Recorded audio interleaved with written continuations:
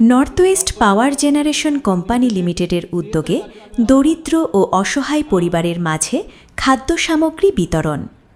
কুষ্টিয়া ভেড়ামারা থেকে সাইফুল ইসলামের প্রতিবেদনে দেখুন বিস্তারিত।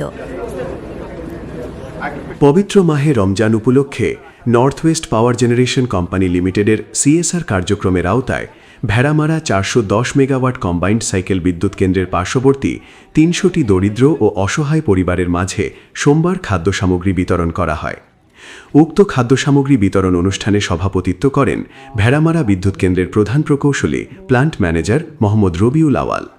প্রধান অতিথি হিসেবে উপস্থিত ছিলেন ভেড়ামারা উপজেলা সহকারী কমিশনার ভূমি ডাক্তার গাজী আশিক বাহার।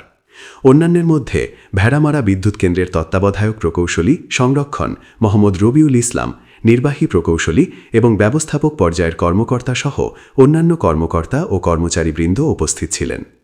প্রধান অতিথির বক্তব্যে সহকারী কমিশনার ভূমি নর্থ ওয়েস্ট পাওয়ার জেনারেশন কোম্পানি লিমিটেডের সংশ্লিষ্ট সকলকে এমন একটি মহতী উদ্যোগ গ্রহণ করার জন্য ধন্যবাদ জ্ঞাপন করেন। সভাপতি তার বক্তব্যে বলেন, নর্থ ওয়েস্ট পাওয়ার জেনারেশন কোম্পানি লিমিটেডের ব্যবস্থাপনা পরিচালক স্যারের একান্ত আন্তরিকতায় কোম্পানির সিএসআর কার্যক্রমের আওতায় বিদ্যুৎ কেন্দ্রের আশেপাশের দরিদ্র ও অসহায় পরিবারের মধ্যে এই খাদ্য সামগ্রী বিতরণ করা হচ্ছে এবং এই কোম্পানি বিদ্যুৎ উৎপাদনের পাশাপাশি কর্পোরেট সামাজিক দায়বদ্ধতার অংশ হিসেবে বিভিন্ন সময়ে বিদ্যুৎ কেন্দ্রের পার্শ্ববর্তী এলাকার অসহায় ও দরিদ্র জনবলকে বিভিন্ন ধরনের সহায়তা প্রদান করে আসছে।